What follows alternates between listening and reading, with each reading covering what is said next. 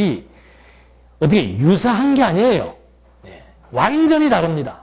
그래서 그 완전히 다른 내용들을 좀 개괄적이지만은 설명을 해드려서 우리가 정말 올바른 장로교의 교인이라고 하는 것, 거기에 대한 자긍심 아마 갖지 말라고 해도 가져질 줄로 믿습니다. 그래서 제가 부랴부랴 좀 제 전공이 도표 만드는 거예요. 그래서 전공을 살려가지고 좀 일목요연하게 해놔드렸으니까 참고하시면서 함께 장로교의 간단한 역사부터 해서 좀 우리가 공부를 해보도록 하겠습니다. 장로교는 1885년 4월 5일 장로교 신학은 언더우드, 감리교 신학은 아펜셀라, 이 두 사람의 선교사가 한국에 와서 이제 장로교 신학을 가르쳤고 한쪽에서는 감리교 신학을 가르쳤습니다. 근데 이 감리교 신학은 알미니안주의라 그래서 인간이 주체가 되어서 인간이 신을 찾고 인간이 노력을 하고 인간의 열심에 의해서 신앙이 형성되어진다고 가르치는 말 그대로 그냥 자유주의 신학입니다. 그래서 이건 더 이상 뭐 아펜셀라가 주창했던 감리교 신학에 대해서는 더 이상 거론할 가치가 없고 뭐 성결교, 감리교, 순복음 뭐 이게 다 잡탕이에요. 또 잡탕은 잡탕이지. 그러면 진짜 너희들이 믿는 장로교는 그러면 정통이냐?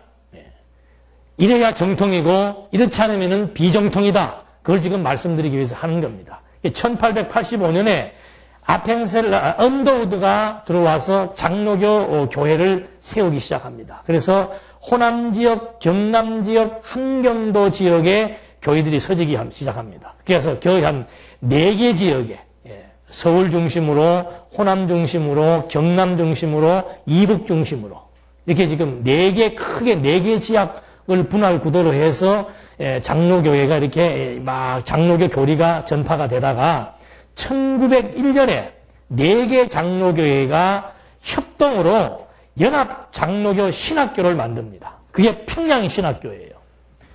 1885년, 제가 연도에 약합니다. 그래서 좀 보고 갈게요. 1885년에,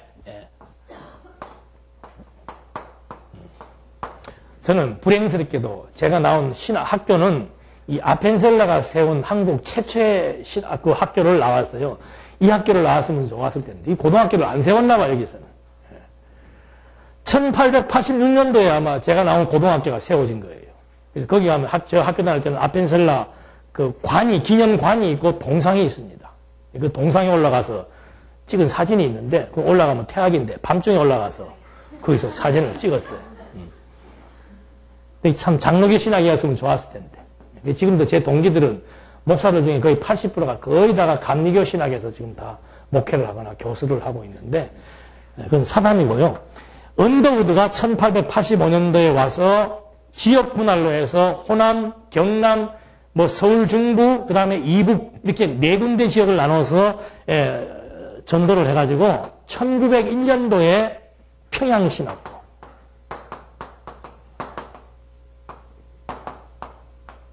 유명한 신학교죠. 평양신학교.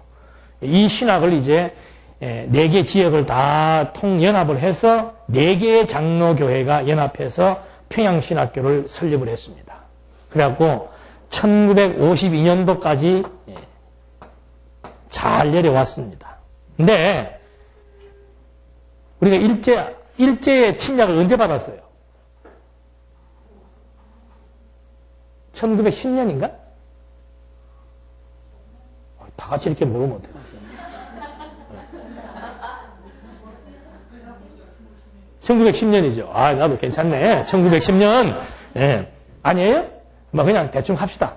해갖고 1910년경 전으로 해서부터 시작해서 45년, 1945년에서 36년 빼면 되겠네. 36년 동안 일제의 압박을 당했는데 그때 무슨 사건이 있었는가 하면은 신사참배가 있었어요. 이 일본 친구들이 총회에 나타나가지고 야, 이제는 신사참배해라 해가지고 총회가 결의를 한 거예요. 신사참배를 하기로. 그래갖고는 막 전도사, 목사들이 가가봉 호호 방문을 하면서 뭐라 가르쳤는가? 일본 그 황제를 숭배하도록, 거기에 절을 하도록 종용을 한 거예요. 거기에 앞장선 일간지도 조선일보였습니다. 조선일보 사장을 그래서 친일파라고 아마 이 친일파 추적하는 팀들이 그 얘기를 하더라고요. 많지요? 지금 한국 정치계에도 거물급들은 전부 다 이 계통들이에요. 신사참배를 하니까 해방이 되고 난 뒤에 1952년도에 이제 신사참배를 안 한 사람들은 투옥이 됐잖아요. 엄청난 고생을 한 거예요. 참 아이러니하게도요. 지금도 보니까 신사참배를 한 족 후예들은 잘 살아요. 대부분 다. 그런데 독립운동을 한 후예들은 지금도 우리 아버지가 독립군이라는 말을 하면은 불이익을 당하기 때문에 그런 말을 못하고 산대요. 완전히 뒤바뀌었죠. 그래서 우리 교계에서 신사참배한 거 이거 문제 삼아야 된다. 그래가지고 1952년 37회 총회. 37회 총회가 어디에서 열렸는가 하면 대구 서문교회에서 열렸어요. 역사 깊은 교회죠. 대구 서문교회에서 37회 총회가 열려가지고 이때 신사참배한 사람들을 어떻게 한 거예요? 다 이제 막 처단해가지고는 이때 태동된 종파가 고신측이 1952년도에 이때 신학교가 세워져서 이때 총회가 형성되어서 내었던 총회가 1952년도에 처음으로 갈라지기 시작한 거예요. 갈라진 이유는 뭔가? 종교적인 문제죠. 신사참배, 신앙적인 문제. 근데 이 친구들도 웃겨요. 저는 그런 말 드리잖아요. 지금 만약에 이런 말 하면은 잡아가준다 그러면은 제 지금 심정으로는 막 할 수 있을 것 같은데 또 그때 상황 돼봐야 한다니까요. 예? 그때 가가지고 아이고 그래 저 자식을 살려야지. 예. 아니면 지금 내가 순간적으로 응해주고 또 계속해서 복음을 전하면 될 것 아니냐. 뭐 이런 생각이 들어서 참배를 할 수도 있고 안 할 수도 있고 장담을 못해요. 하나님께서 그때 그 순간 마음을 순교할 마음을 주시면은 순교하는 거고 순교할 마음을 안 주시면 못하는 거예요. 근데 자기들은 순교할 각오를 가지고 참배 안 했다 이거죠.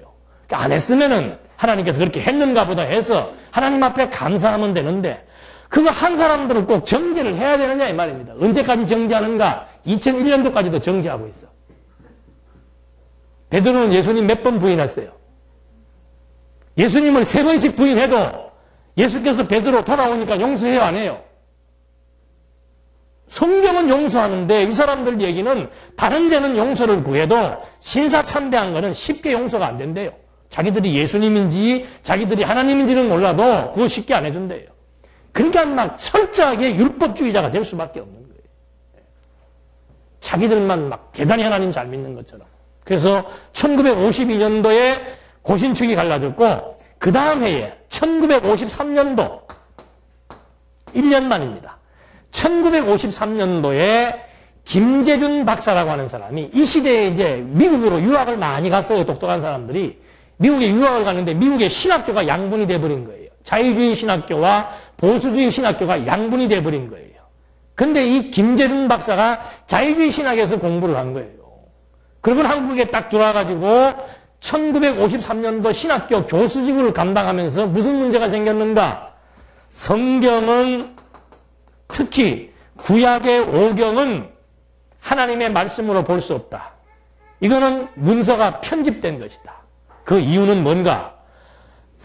오경 자체가 내용상의 논리적인 통일성이 없다. 그리고 한 사람이 썼다면은 하나님의 이름을 한 사람의 이름으로 고칭할 텐데 엘로힘으로 하나님을 부른 사람도 있고 야훼로 부른 사람도 있다.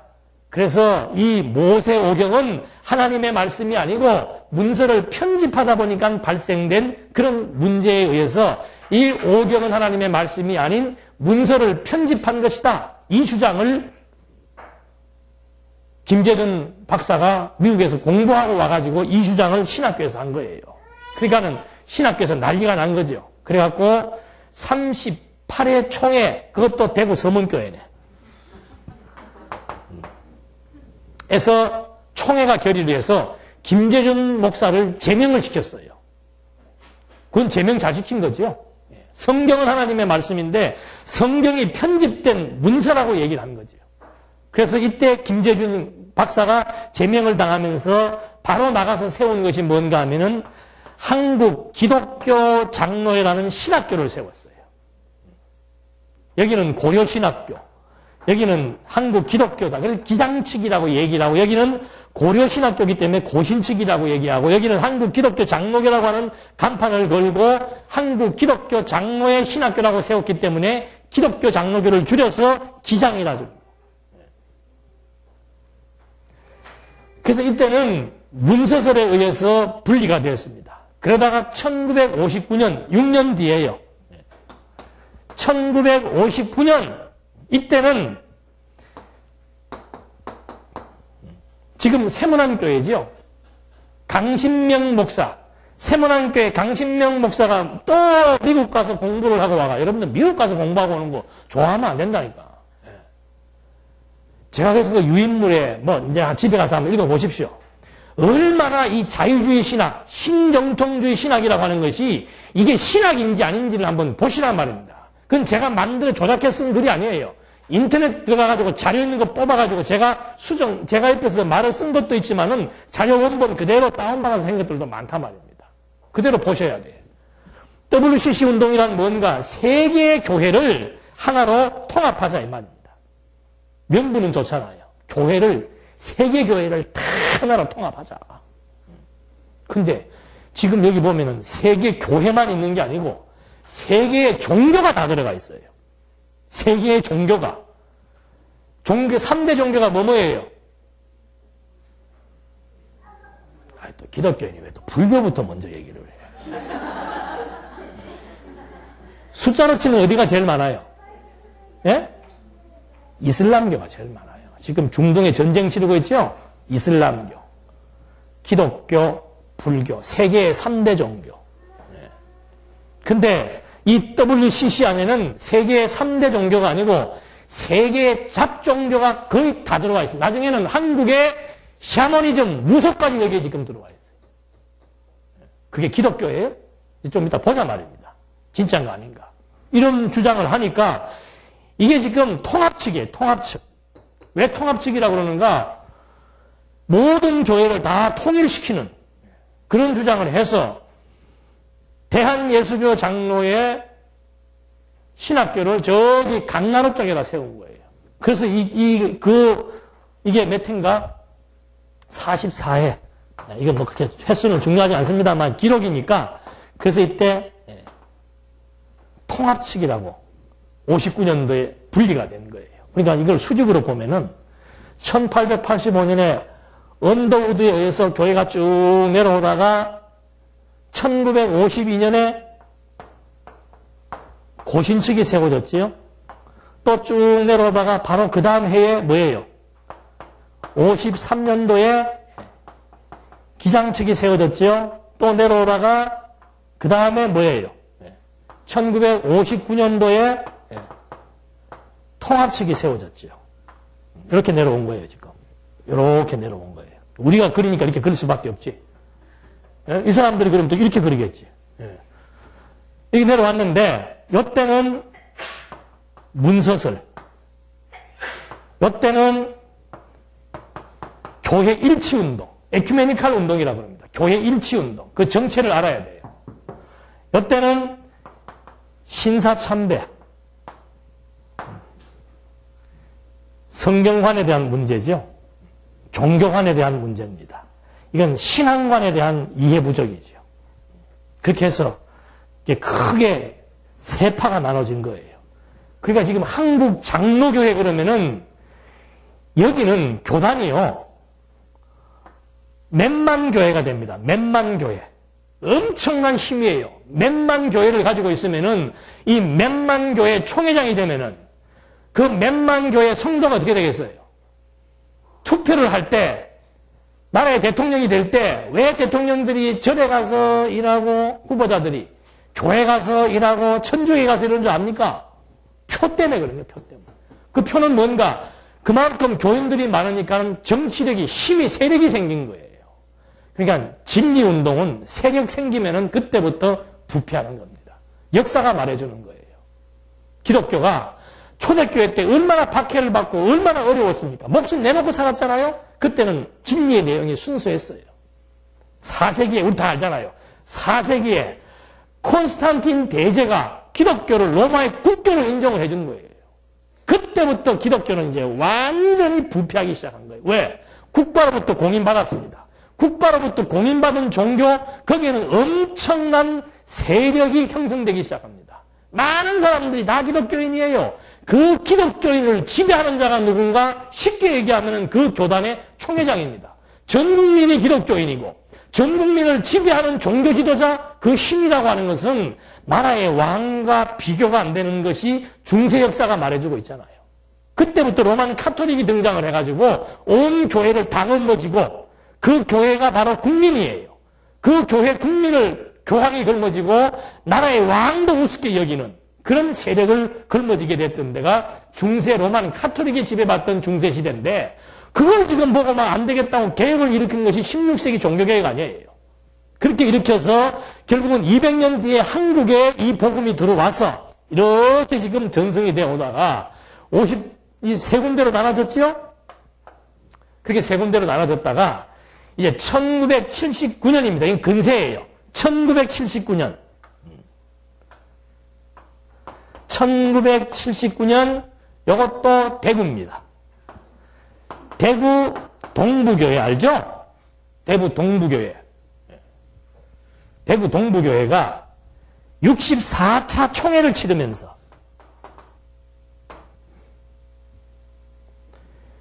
표면적으로는 김모 학장이 문서서를 주장을 했어요. 표면적으로는. 그런데 이면적으로는 정치적인 이해관계가 얽혀 있었습니다. 그리고는 지방색이 얽혀 있었어요. 그래갖고 이 경상도파를 중심으로 한 파가 있었고, 호남 세력을 중심으로 한 파가 있었고, 이북 세력을 중심으로 한 파가 있었어요. 이때는 4개 지역이 연합을 했죠. 근데 이때 와서는 그 지역성을 그대로 가지고 있은 거예요. 호남 세력, 영남 세력, 이북 세력, 중부 세력. 그런데 여기서 이제 완전히 갈라져가지고 이 회의 때, 거기 여러분 자료에 나와 있습니다. 동부교회에서 경찰을 동원해가지고 회의 전에 딱 문을 봉쇄시켜버리고 총대들, 자기네 측근들, 영남 사람 중심의 측근들이 이미 교회로 다 들어오고 난 다음에 시간을 앞당겨가지고 문을 딱 잠가버렸어요. 그리고 밖에는 경찰을 지키게 한 거란 말입니다. 그래서 이 안에서 총회를 치른 거예요. 그러니까 11시면 11시인 줄 알고 왔던 총대들은 여기에 못 들어간 거예요.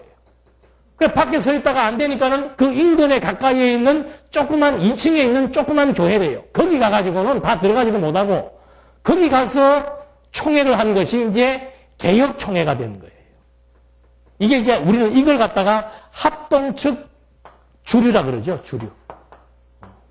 이건 술주자는 아닙니다. 주류. 정통이라 그러고. 여기에서 이제 갈라져 나온 것이 어딘가 하면은 개혁 측이에요. 호남 사람들 중심으로, 정규 박사라고 하는 호남 사람을 중심으로 해서 여기에서 갈라진 것이 이제 개혁 측이 된 거예요. 그럼 개혁 측이 하나가 되느냐?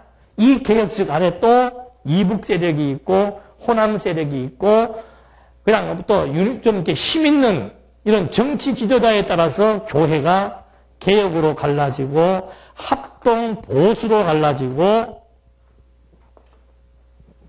개혁, 그 다음에 합동 보수, 그 다음에 합신. 이 합신은 합동 신학교를 말합니다. 이 건전한 신학교, 이 신학교는 그래도. 합신, 개혁, 합동 보수. 그러니까 몇만 교회를 가지고 있던 데가 한 절반으로 나누어지면서 그 절반이 3개로 분할이 된 거예요. 요 팀들을 주류가 아니니까 비주류라 얘기한다 이 말입니다. 이 사람들은 술을 싫어하는 사람들이고 이 사람들은 술을 좋아하는 사람이라고 농담들을 하더만. 주류니까. 비주류가 이렇게 크게 나눠진 거예요. 합신, 개혁, 합보로 나눠진 거예요. 근데 이 합동 보수가 또 몇 명에 의해서 나눠져 오다가 거기에서 이제 개혁 국제라고 하는 교단에 우리가 소속이 돼 있다가 이 개혁 국제가 신학교 문제로 전부 돈에 연루되어 있습니다. 신학교 문제로 총회가 분할 구도가 생긴 거예요. 그래서 저희들은 여기에 있으면서 한 번도 개혁 측에 있다가 개혁 측에서 박영기 목사님을 그 당시에 11조 안식일 이런 문제를 가지고 겁없이 선언을 했다가 그게 문제가 되어서 노예에서 제명이 됐습니다. 목사 제명이 됐어요. 그래서 목사 제명되고 총회에다가 상소를 했죠. 했는데 7년 만에 승소를 했어요. 7년 만에 교리적인 싸움에서 이긴 거예요. 그 어떻게 이겼는가? 그 당시에 서기 목사가 서기가 되면은 서류를 다 받잖아요. 서류를 점검을 하는데 7년 된 재판건이 하나 있더랍니다. 그 재판 내용을 읽어보니까 11조, 안식일, 성전 읽어보니까 성경적이더라 이 말입니다. 그래서 직접 이 사람이 박영기 목사한테 전화를 해가지고 내가 이번 총회 때 당신 살려줄 테니까 걱정하지 마라. 힘쓴 적도 없어요. 그래가지고는 그 총회 때 목사 면직됐던 게 살아난 거예요. 그때가 1988년도 아마 근간일 거예요. 왜? 제가 그때 전도사로 있었으니까. 그리고 그 뒤에 바로 또 노예에서 교회를 뺏으려고 또 날려붙은 거예요. 그래서 여기 있다가 할 수 없이 여기서 나와서 합동 보수 쪽으로 교단을 옮겼죠. 그때부터 지금까지는 옮긴 적이 계속 그대로 있는 거예요. 계속 줄 타고 있는데 자기들끼리 싸워서 나가면 우리는 남아있고 나가면 남아있다 보니까 나중에 우리가 뭐가 됐는가? 완전히 원조가 돼버린 거예요. 비주류가 결제의 비주류 안에서 주류가 돼버린 거예요. 그리고 제가 늘 말씀드립니다만은 이런데 총회장 한번 하려고 그러면요. 우리 정치인들 대통령 출마하는 거하고 마찬가지예요. 국회의원 출마하는 거하고 마찬가지예요. 돈 안 들이고 정치 안 하면은 여기에서 총회장 못 됩니다. 근데 이번에 총회장 되신 분은 돈 쓰는 것도 없고 정치하는 것도 없어요. 근데 할 사람이 없어. 나눠지고 하다가 우리가 주류가 돼가지고 우리가 제일 그냥 근본이 돼버린 거예요. 그래가지고 추대를 받아서 총회장이 되신 거라 그 말입니다. 그래서 이번에도 또 이렇게 돼 있으니까 또 다른 데서 여기에서 나온 일부 또 여기 다른 데서 나온 일부가 또 세력을 규합을 해서 몇 개 총회가 다시 뭉치게 돼가지고 그냥 우리는 개혁이라 그러자. 개혁 국제가 아니고 그냥 개혁이라 그러자 해서 이렇게 총회를 유지하고 있는 겁니다. 조금 이제 이해하시겠습니까? 장로요? 중요한 것은 이 계보가 중요한 게 아니고 이제 요 내용이 중요한 거예요. 내용이. 계보는 뭐 크게 이게 무슨 조직 조폭 세계도 아니고 뭐 계보가 뭘 그게 차라리 그거 하겠어요. 제대로 들어가려면 이런 계보를 타고 들어가야 힘이 있지요. 여기는 통합 측은 개교회를 인정하지 않습니다. 우리 동산교회 재산 어떻게 되어 있어요? 예? 동산교회 재산 누구 앞으로 되어 있어요? 누가 또 저 앞으로 되어 있다고 하시는 분 안 계시나 지금 내가 물어보는 거예요 지금. 예. 교회 대표 김승일 이렇게 되어 있어요. 이건 사유재산 아닙니다. 만약에 제가 이거 팔아가고 도망가면은 바로 잡혀 들어가요. 사유재산 교회 대표입니다. 그러니까 개교회 재산을 인정해 주는데 여기는 개교회 재산을 인정하지 않고 전부 총회로 다 기속시키는 거예요. 그래야 어디가 힘이 생깁니까? 왜요? 재산권을 쥐고 있으니까. 경제권을 우리도 그러잖아요. 가정도 남자는 요새 힘없어. 왜?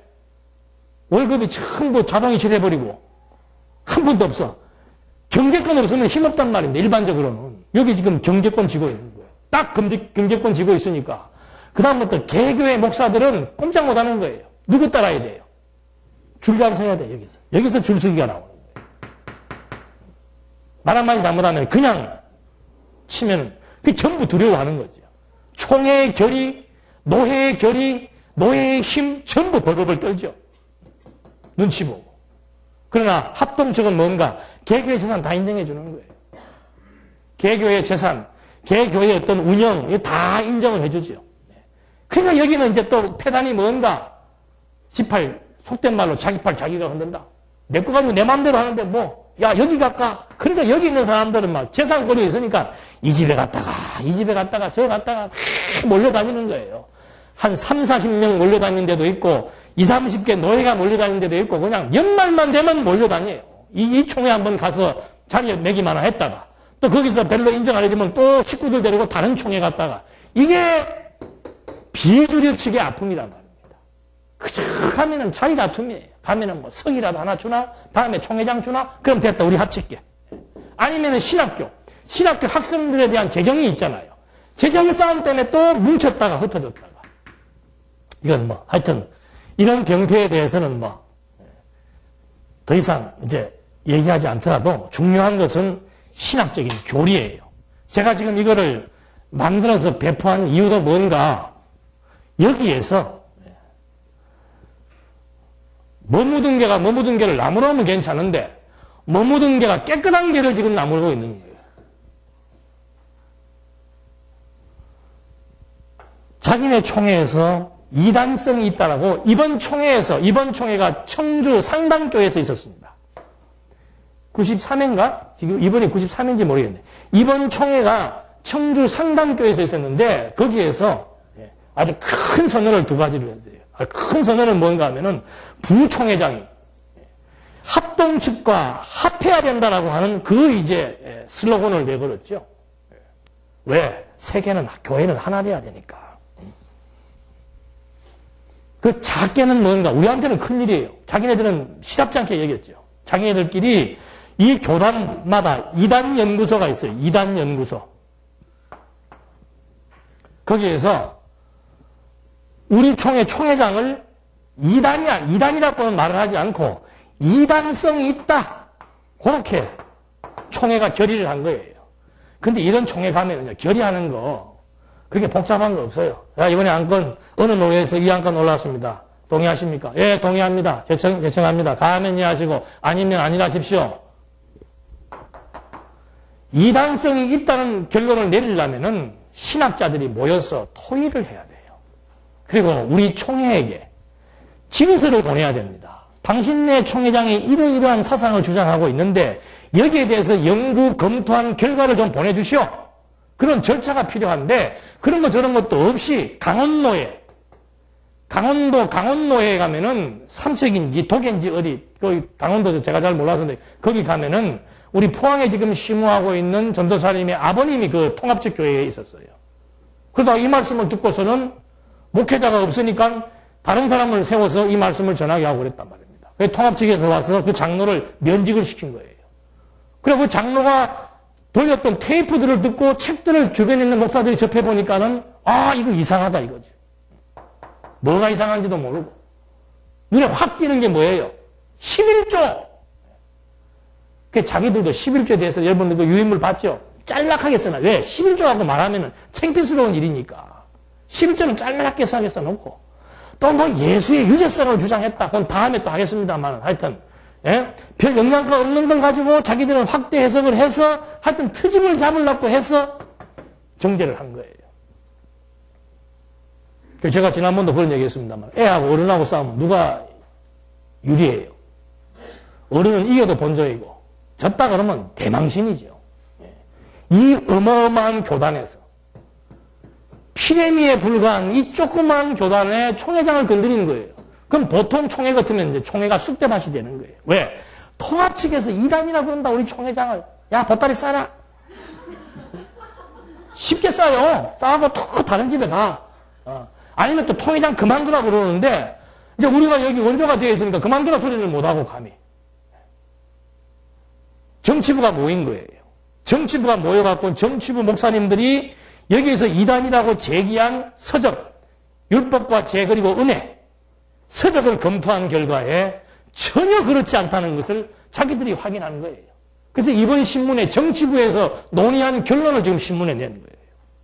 그리고 공개적으로 전쟁을 선포한 겁니다. 나와라. 통합측 나와라. 공개 토론하자. 이건 이제 완전히 선전포고한 거예요. 누가? 피레미가. 이제 어떤 반응을 할지가 참 기추가 주목되지요.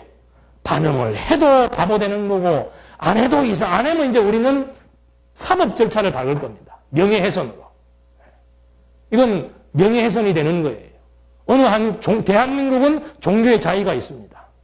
그런 종교의 자유가 있는 나라에서 더군다나 한 통성이라고 하는 장로교단에서 큰 교단이 작은 교단의 총회장을 이단성 의문하면서 공개적으로 인터넷과 신문에 냈다는 것은 이건 완전한 명예훼손이죠. 그래서 법적 대응을 위해서 지금 사법 절차를 밟고 있습니다. 신학적으로 해서 잘못을 인정해가지고 자기들이 그 공영 매체, 언론 매체에다가 잘못됐다고 선언을 하면은 괜찮지만은 그걸 안 하고 신학 토론도 회피하고 그것도 안 한다면 그 다음에는 법적 절차를 들어갈 수밖에 없는 거죠. 그렇게 해서 지난번에 고신층에서도 그런 일이 있었습니다. 이제 아시는 분 있지만 제가 이제 다 확인해 드리려고 그런 거예요. 그래서 이걸 다 만드는 거예요. 좀 아시라고. 고신층 밀양에서 그때는 제가 가서 성경 공부를 했지요. 1년인가? 성경 공부하는데 그 교회 어디 갔어요? 그 교회 출신이 여기도 있구만. 네. 그때 우리 집사님도 그 교회에 있으면서 성경 공부 거기서 같이 했단 말입니다. 1년씩. 여기 또 정인 또 있는데 옆에. 네. 겁도 없어. 그 목사님이 또 나 가르치는데 와서 앉아있더라니까. 네. 그렇게 가라고 그러더라. 목사님 가요. 그러더라. 쫓아보내. 왜? 이제 이단 시비 걸라고 온 거예요. 녹음 다 돼갖고 뭐 다 녹음 테이프 돌아가고 책 돌아가고. 네. 그래가지고 그 친구가 지네 노예에다가 또 이걸 얘기를 한 거예요. 그래갖고 또 고신 측 이단연구, 각 총회마다 그 이단연구위원회가 다 있더만요. 네. 전문연구위원회라 그래가지고. 그래갖고 거기서 또 이단이라고 얘기를 한 거예요. 자기네 총회에서. 그래갖고 그때 장안중앙교회 당회에서 법적으로 고소를 하겠다고 내용 증명을 보냈지요. 그러니까 이단연구회 회장, 서기, 총무가 호텔에 온 거예요. 가지고. 무릎 꿇고 싹싹 빌었지요. 명예훼손이니까. 그리고 교리가 잘못됐다면은 문제가 안 되지만은 우리가 무슨 법 등에 업고 하는 건 아니잖아, 지금. 그렇게 한번 했는데 이번에 더 큰 교단이 지금 건드려가지고 이제 시작이 된 거예요. 근데 어떻게 지난 시간에 강의했던 게 녹화가 안 됐는지 모르겠어요. 그거 됐으면 어디 재패갈 일이 있는가 그건 모르겠지만은 이건 똑같은 내용 더 자세히 할 거예요, 이제. 예. 그래서 이렇게 됐는데 역사적인 배경입니다, 이제. 이렇게 이제 문제가 통합적에서 이의를 제기했기 때문에 가만히 있을 수 없잖아요. 저는 그렇게 많은 줄 몰라서 박 목사님이 쓴 서적의 페이지가 9,000페이지라고 그러더만. 지금 대한민국에 명망 있는 신학자라고 해도 9,000페이지의 글을 써서 책을 쓴 사람은 찾아보기 힘들어요. 글이라고 하는 것은 완전히 이제는 뭐 이러지도 저러지도 못하는 근거예요, 근거. 근거 제시하는 거죠. 말이 필요 없죠. 몇 페이지 어디에 어떻게 나와 있는 거 어떻게 해석했느냐. 그 다음에 더 확실한 근거는 또 뭐예요? 예수에 대한 문제는 초대교회 때부터 있었어요. 그래서 요한 1서 1장에는 1장 4절에 4장 1절인가? 예수의 육체로 오심을 부인하는 자마다 뭐예요? 적그리스도라고, 이단 정도가 아니고 적그리스도라고 얘기했다니까. 중요한 부분인데 이제 그런 부분에 대한 교리적인 문제들이 신문에 계속 이제 연재가 될 것이며 이제 앞으로 계속해서 이런 문제가 제기가 돼서 제 바람이나 우리 노예 산하의 바람은 확 그냥 한국교회에 그냥 막 확 표출돼가지고 이 기회 때 얼마나 교회들이 썩었는지 얼마나 교회가 성경적이 아닌지를 좀 확 그냥 천하에 다 드러냈으면 좋겠다는 그런 심정이에요. 우리부터 알아야 될 거 아니에요. 우리부터. 아이고 뭐 어디서 또 이단이라 그러더란다. 창피스러워서 의아노. 가가지고. 안 그래도 지금 내가 나온 교회에서 뭐라 해서 하는데 너희 교회 봐라. 총회장이 너희 목사 이단이라 그러더라. 고개를 못 들겠다. 그러신 분은 고개 드시고 가세요. 누가 누구를 들어 돌을 던져요. 누가 누구를 들어. 한번 보십시다. 시간 다 갔네 벌써. 성경관. 제일 중요한 게 성경관이에요. 성경관은 시간을 좀 많이 할애하려고 그래요. 이제 고신 측, 기장, 고신, 기장, 통합. 계속해서 남아있는 게 이제 합동. 신학교가 다 다르다 그랬죠? 여기는 수유리에 있고, 여기는 강나루에 있고, 여기는 사당동에 있어요. 여기는 부산에 있고. 신학교가 다 달라요. 그래서 신학교가 다르기 때문에 신학 사상이 다릅니다. 근데 제일 중요한 신학 사상은 뭔가? 우리의 주류가 지금 핫dom식인데, 여기에 성경관이 이미 다 작용화되어 있어요. 교수들이 토종이 없고 전부 수입산이에요. 한국 신학 괜찮아요? 한국 신학이 정통 신학인데 전부 수입품이에요. 미국, 독일. 제가 이번에 지면이 좀 그래서 그건 뺐는데 그 각 신학교마다 특색이 있습니다. 다 작용화되어 있어요. 그 뭘 보고 작용하는? 성경관이 완전히 달라요. 성경관이. 이 신학교 일부 거의 대부분의 교사들이, 신학자들이 성경을 하나님의 감동에 의한 하나님의 말씀이라고 가르치지 않고 다 편집된 문서라고 얘기해요. 이걸 어떻게 내가 실감나게 말씀을 드릴까? 다음에 기회가 되면은 우리 노예에서 한번 이 교수들을 불러서 성경관에 대한 강의를 한번 듣고 포럼을 한번 가져서 여러분들에게 실제 그 사람들이 하는 말을 들려드릴게요. 이게 무슨 하나님의 말씀이냐? 저자가 누구예요?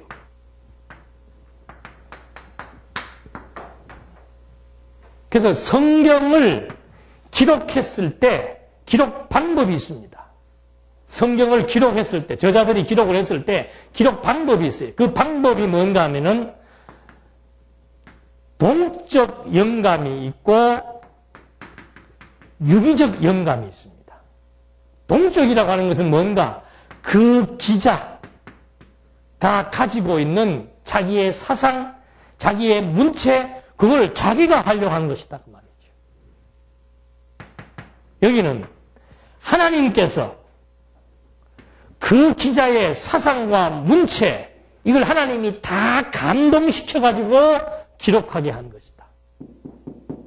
근데 출발을 보면 어느 것이 더 설득력이 있어요? 이게 더 설득력이 있잖아요. 여기는 벌써 하나님 그러면 하나님의 존재가 추상적일 수도 있고 관념적일 수도 있고 가상적일 수도 있습니다. 무엇이 안 되면은 신존재 증명이 안 되면은 무슨 말을 해도 이게 다 납득이 안 간단 말입니다. 하나님에 대한 증명을 못한 상태에서는 하나님께서 감동했다? 그 말 피식 묻잖아요. 뭘 하나님이 감동을 해? 모세오경이 모세가 썼고 마태복음은 마태가 썼고 요한계시록은 요한이 썼고 갈라디아서는 바울이 썼는데 그걸 쓸 때 바울이 가지고 있는 바울의 사상이 거기에 들어가요? 안 들어가요? 바울의 사상이 들어갔고 바울의 삶의 배경이 들어갔고 바울의 이해 방식이 여기에 들어갔고 바울의 문체가 들어갔지 무슨 하나님의 감동이 막 바울에게 막 하나님이 감동을 해가지고 바울의 사상을 막 뒤집어 엎어가지고 바울의 변화된 사상을 쓰게 하나님께서 했고 바울의 문체까지라도 하나님이 다 조정을 해서 바울로 하여금 이거를 기록하게 했다라고 하는 유기적 영감설보다는 동적 영감설이 훨씬 더 설득력이 있다는 말입니다. 무엇이 증명되지 않으면. 그래서 신학에서 제일 중요한 것이 뭔가? 신존재 증명이에요. 성경관에서 제일 중요한 것이 뭔가? 성경의 진리성 입증이에요. 우리는 성경이 뭐라고 그래요? 하나님의 말씀이라 그러잖아요. 그럼 하나님의 말씀인 것을 뭐 해라 그 말입니까? 증명해라. 여기는 인간 기자가 기록한 문서이다. 그거 지금 증명하는 거예요, 이 사람들은. 봐라. 모세오경의 문서들이 다 다르다. 왜? 문체가 다르기 때문에.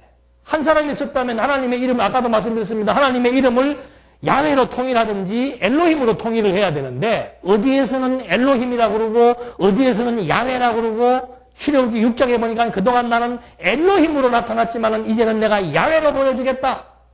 왜 그러냐 이 말이에요. 김성일이면은 김성일이라고 얘기를 해야 되는데, 어떤 사람은 날 보고 김성일이라고 그러고, 어떤 사람은 나보고 김일성이라고 그러고, 뭐냐 이게 도대체. 편집할 때 실수가 있었다 그 말이지. 왜? 편집하다 보면 우리도 실수를 하잖아요. 그리고 이 글자 고치는 것도 실수를 하고, 그러니까 편집하는 과정에서 또는 기록하는 과정에서 실수가 있어서 그런 것이지 하면서 인간이 기록한 문서라고 하는 전제에 의해서 이 문서를 잘 비평을 하는 겁니다. 분석을 하는 거예요.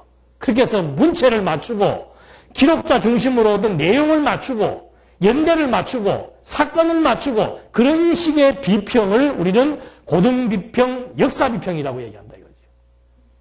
근데 여기는 뭔가 죽어도 하나님의 말씀이래. 뭐는 못하면서?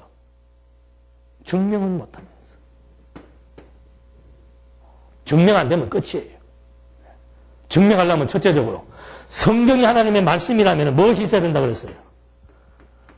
통일성. 200년 세월 동안 통일성이 있다고만 얘기했어요. 통일성이 있다.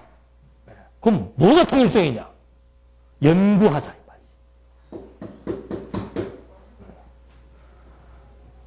저는 우리만 그 말씀이한테 총회 아주 그 정경 총회장 원로 80대신 분이 뭐 복잡한 이론이 나오니까 한해기 연구하도록 하십시다. 연구를 너무 오래 해. 네? 19세기 때부터 연구하기 시작해가지고 지금까지 통일성에 대해서 이것이다고 말하는 학자가 없단 말이에요. 그러니 이 주장이 훨씬 설득력이 있죠. 그러니 각 신학교에서 가르치는 성경을 가르치는 성경신학자들이 보는 성경관이 뭔가 전부 인간이 기록한 문서, 편집된 문서이지 그걸 무슨 하나님께서 막 바울을 막 감동시켜가지고 바울의 사상을 바울의 어떤 막 문체를 하나님이 다 역사를 해서 기록하게 했다? 그거 좀 의심스럽다. 왜? 하나님의 존재 자체에 대해서 지금 뭐 확신이 없으니까. 그래서 출발들이 이제 이런 출발로 시작을 합니다. 그러니까 지금 신학교 나오는 학생들, 지금 가르치는 교수들 거의 태반은 전부 문서설자들이에요. 다 성경을 그래서 성서라고 그러잖아요. 성서. 책이란 말입니다. 그냥. 인간들에 의해서 기록된 책이지 하나님께서 계시로 말미암아 주신 하나님의 말씀이 아니다 그 말입니다. 경이라고 하는 것은 표준, 척도, 잣대 그런 거예요. 성이라고 하는 것은 거룩한 거 아니에요. 거룩한 하나님의 말씀으로서의 표준이다. 거룩한 하나님에 대한 잣대다, 척도다 이런 게 아니고 그냥 책이다. 거룩한 책이다. 그렇게 지금 성서라고 얘기할 수밖에 없는 출발점부터가 완전히 이제는 작용화된 거예요. 그러니까 그러잖아요. 요새도 이런 얘기하는 사람 있나 그러잖아요. 요새도. 얼마 전에 장안주왕께서 설교학 특강하신 분이 요새도 이런 말 한 사람 있냐고 그러잖아요. 요새도. 자기교회 신학자들이거든. 그러니까 무식한 목사는 이런 거 골치 아프니까 무조건 뭐만 최고예요. 열심 내면은 복 받는다. 그게 최고고 공부를 좀 한 사람들은 배백 답이 없으니까 하나님에 대한 증명도 안 되고 성경이 또 하나님의 말씀이라는 입증도 못 하겠고 그러니 이거를 갖다가 경으로밖에 더 봐요. 경전으로. 그러니까 성경 읽고 맨날 무슨 얘기하는 거예요? 여러분 이렇게 살아야 됩니다. 이렇게 사는 것이 우리 기독교인의 삶입니다. 저렇게 살아십시오. 그 말밖에 못하는 거예요. 이래서 하나님이 존재합니다. 하나님은 이런 분 그걸 외쳐야 되는데 확증 안 된 신존재를 어떻게 내가 여기서 말할 수가 있으며 진리라고 하는 체계를 확보하지 못한 가운데서 어떻게 성경을 하나님의 말씀이라고 외칠 수가 있냐 이 말이에요. 이런 식으로 나가면 한 5번, 6번 해야 되겠고 오늘 하여튼 개괄적인 얘기만 잠깐 드렸습니다. 이렇게 드려서 여러분들 좀 이렇게 이제 집에서 자료들도 좀 읽어보시고 그 다음에 좀 질문도 할 거 있으면 질문도 하고 그래서 이 장로교회의 정체성 이거 정확히 알아서 여러분들 자긍심 갖고 신앙생활 하시라고 이렇게 좀 서비스를 해드린 거니까 잘 참고하시면 좋겠습니다. 기도하시겠습니다. 하나님 아버지, 하나님의 뜻 가운데서 전개되어지는 선한성, 진리성, 저희들로 하여금 깨닫게 해주신 그 진리의 내용을 근간으로 해서 우리들로 하여금 올바른 생각, 올바른 말 할 수 있게 하시니 감사합니다. 하나님의 말씀은 살았고 운동력이 있습니다. 이 하나님의 말씀이 운동하는 그날까지 이 하나님의 말씀을 끝까지 사수해야 될 그 사명을 가지고 저희들을 부르셨사오니 그 사명에 충실하게 살아갈 수 있도록 선한 싸움 싸우며 살아갈 수 있도록 하나님의 뜻 가운데서 역사해 주시옵소서. 치우치지 말게 해주시고 위축되지 말게 해주시고 하나님의 말씀을 힘입어 힘있게 살아갈 수 있도록 역사해 주시옵소서. 예수님의 이름으로 기도드립니다. 아멘.